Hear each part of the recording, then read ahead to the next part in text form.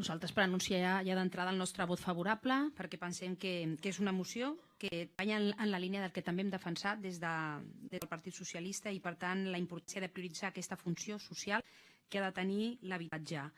Amb aquesta moció entenem que, a més, s'insta a fer els canvis necessaris. És a dir, seguint els procediments adequats, tot es pot canviar i, per tant, també entenem que es puguin canviar totes les condicions possibles per fer que els ajuntaments tenim sempre aquesta vocació i aquesta voluntat de fer molt més del que ens pertoca estrictament i també la volem fer aquí en l'àmbit del que significa un dret bàsic com és el dret al sostre, a l'habitatge.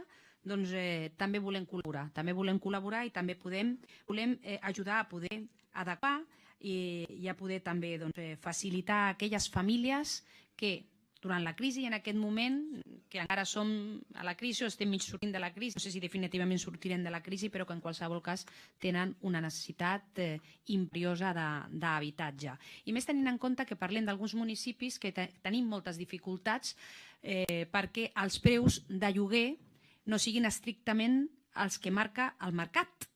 I el mercat, alguns sabem, som molt perjudicials i molt estrictes amb nosaltres. En el cas del municipi, difícilment podrem trobar un habitatge mitjanament digne i no massa gran per menys de 850 euros. Pensem que el que pot ingressar una família normal descontent d'aquest ingrés el que ha de pagar de lloguer i ens adonarem que el que resta és molt difícil per poder tirar endavant una família que no sigui molt gran.